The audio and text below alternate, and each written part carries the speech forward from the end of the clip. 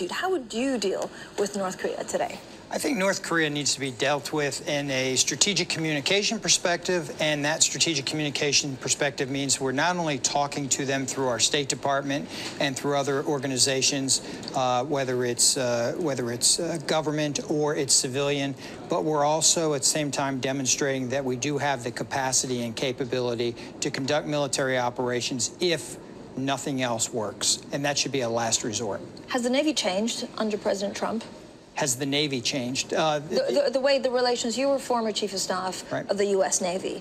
Did your relationship with the President at the time, did it differ from what it would look like now? I was the Chief of Staff for U.S. Naval Surface Forces, and so the relationship continues to change with every president because every president looks at the military slightly different.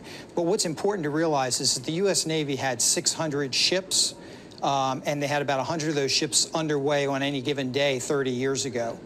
If you look at that same Navy 20 years ago, they had 450 ships and still 100 ships underway. And today they have 276 ships with 100 ships underway. So while you went from 600 to 276, the same number of ships are underway every day. And so that makes it very complicated and difficult for the U.S. Navy to continue operating at those levels. You have the most interesting background, sir, coming out of Colorado Springs in the United States Air Force Academy. Let me ask you a question about exhaustion. With the budget cuts, we've been talking here about economic austerity.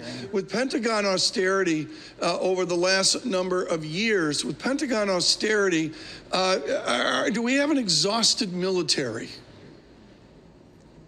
So we're talking about budget cuts. Sorry, Tom, we're having a little bit of audio issue, but Tom was basically asking about, you know, the budget cuts and whether we have an exhausted Navy now in the U.S. We do have an exhausted military. It's not just the Navy. It's all the forces across the board. I just mentioned the 600 ships down to 276, but it's also the Air Force, the Army, et cetera, because the other services have been in combat really since 9/11 in Afghanistan and Iraq, other combat operations around the world, and now we're spinning up again for potential other events with North Korea and other parts of the world. So we do have an exhausted military, and at some point you need to bring the people back to be retrained, and you also need to reconstitute the equipment itself.